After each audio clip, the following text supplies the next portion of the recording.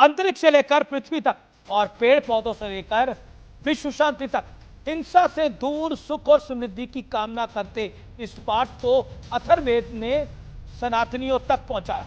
सवाल है कि दुनिया की सबसे ज्यादा मुस्लिम आबादी वाले देश के मुखिया को दुनिया की सबसे बड़ी पंचायत में इस पाठ की याद क्यों आई।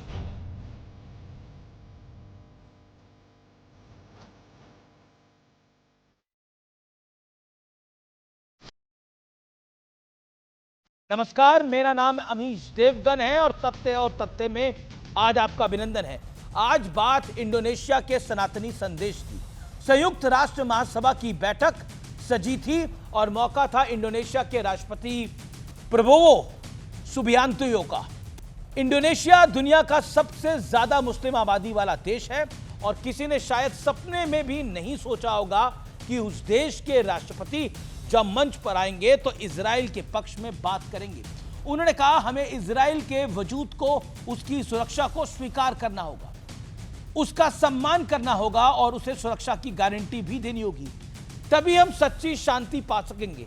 इंडोनेशिया के राष्ट्रपति फिलिस्तीन का पक्ष लेंगे, यह अंडरस्टूड था, उन्होंने ऐसा किया भी, लेकिन वो इजराइल के पक्ष में भी कुछ बोलेंगे, इसका किसी को अंदाजा नहीं था।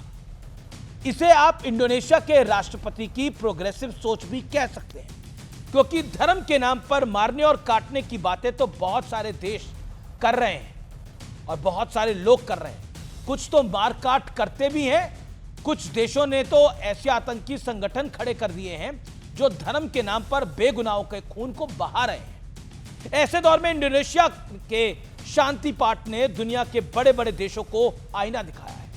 यही वो स्टैंड है जो मोदी सरकार ने तमाम दबावों के बावजूद कभी नहीं छोड़ा। प्रधानमंत्री मोदी ने हमेशा कहा है कि यह दौर युद्ध का नहीं है, बुद्ध का है। भारत ने फिलिस्तीन का साथ दिया तो इजराइल के साथ भी दोस्ती निभाई, लेकिन भारत हमास और लश्कर जैसे आतंकी संगठनों के खिलाफ था और हमेशा रहेगा। इतना ही नहीं, भारत यह भी मानता है कि इन आतंकियों को कवर फायर देने वालों के साथ भी आतंकियों की तरह बर्ताव होना चाहिए। प्रधानमंत्री मोदी तो संयुक्त राष्ट्र में खड़े होकर कह चुके हैं कि दुनिया को गुड टेररिज्म, बैड टेररिज्म वाली सोच को मिटाना होगा, समाप्त करना होगा। आतंकवाद मतलब आतंकवाद और कुछ नहीं। और यही संदेश इंडोनेशिया के राष्ट्रपति ने भी दिया। उन्होंने सबकी खुशी और सबकी शांति की कामना के लिए अपने भाषण की शुरुआत संस्कृत भाषा में की। मुसलमानों की सबसे बड़ी आबादी वाले देश का मुखिया जब शांति पाठ पढ़ता है तो समझ आता है कि उस देश की सनातन के साथ जड़ें अभी भी कितनी मजबूत हैं। शायद यही वजह है कि इंडोनेशिया में आज भी बाली और सुमात्रा हैं। करेंसी नोट पर गणेश जी की तस्वीर थी। रामलीला होती है तो जाहिर सी बात है कि आतंकवाद पर सोच भी मिलेगी।